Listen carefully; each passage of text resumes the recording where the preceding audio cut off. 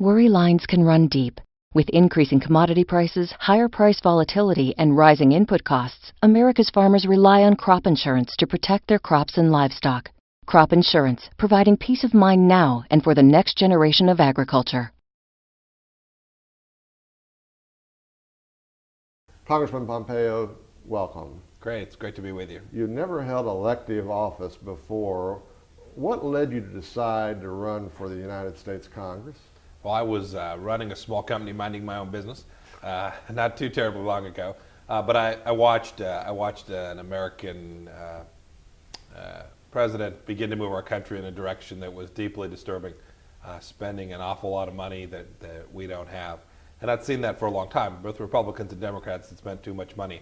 But this was at a scale that I couldn't let go by without trying at least to go be part of bringing that back and getting the federal government to do the things it's supposed to do and do them well and get it to stop doing the things it has no business doing. So that was the motive force for me leaving my great life that I had before. What's your philosophy about the role of government in people's lives? Yeah, it's a very limited one, certainly at the federal level.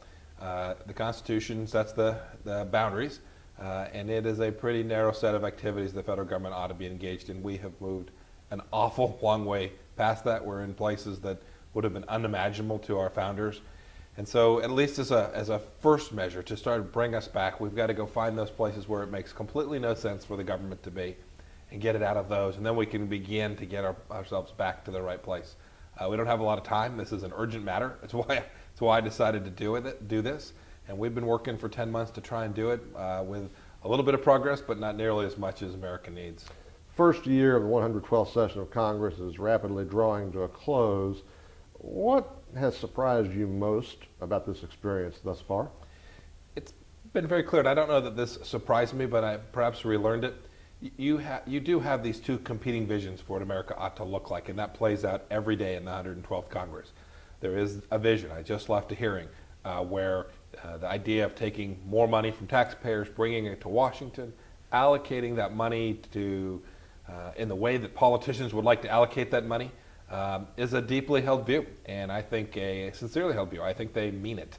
I think they believe that that is what leads to a successful nation, and I could not disagree more.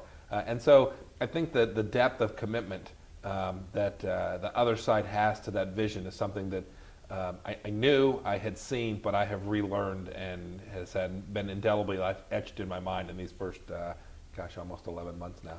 Tell us about your district. So Kansas 4 is south central and a little part of southeast Kansas. It's centered on Wichita, the largest city, but it's 10.5 counties, which other than the core of the city of Wichita itself are largely rural places, agriculture and livestock. Wichita is the air capital of the world. We build almost all the general aviation aircraft for the entire world, as well as a lot of suppliers making parts for military and commercial airplanes. And then we've got big oil and gas interests as well in the district. Lots of manufacturing, lots of good people in south central Kansas. Quite a little bit of wheat too.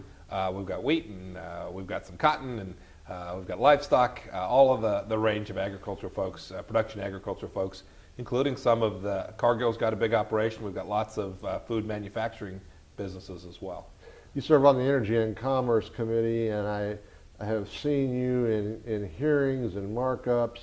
Of late, you have been very active in this legislation that Congresswoman Kristi Noem of South Dakota is pushing that would block EPA from regulating dust. You've really been carrying the water to a large extent in energy and commerce on this issue. Well, I really have. I have it. It's important. This gets to my earlier statement about what I've learned here. There are folks in Washington, D.C. that truly believe that the right thing to do is regulate the dust that flies up behind your truck on a summer day in Kansas. It's called coarse particulate matter, but we all know what it is. It's if you move a farm implement across a dry piece of ground, it's what you get. It's that stuff that flies up in the air. We call it farm dust. But they want to limit it. They want to restrict it. And we know what that means. We know what that means for agriculture in America, and we're going to push back. We'll have another hearing next week, and it'll go to the floor, and I'm confident the House of Representatives will simply tell EPA, you can't regulate farm dust. It's that straightforward. Tell us about your background. You indicated earlier you had a small business background. Go into a little more detail if you can. I spent the last 16 years in two different small businesses. The first one is a company that I founded with some friends. We made airplane parts. It was a machine shop. We did welding and lathe work and that kind of thing for the aircraft manufacturers. Our customers were Gulfstream and Lockheed and Cessna and Beech, all the airframe component manufacturers.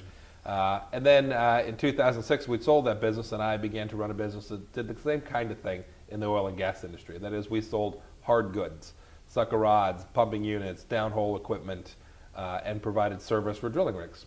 And so really manufacturing distribution of hard good equipment is something I've been doing for 16 years, and I know what government does to small businesses that are trying to grow, and it's one of the things I've worked really hard on here during my time in Washington. Given your perspective in being a supplier of products to the oil industry, would you have a view on what this country needs to do to truly set itself on a path toward energy independence? I do. I sit on the Energy and Commerce Committee, and underneath that I actually sit on the Energy and Power Subcommittee. So this is the normal course of my day, is thinking about and working on that very set of issues. Here there's two visions as well. Mine is this. We need to work on every energy technology we can find, and we need to do that in the following way. Get the government to stop getting involved. We don't need to subsidize any energy industry. We don't need to give money. We don't need to provide favoritism. We need to get government out of the way. We don't need tax favors. We don't need earmarks. What we need is to allow federal lands to be drilled upon.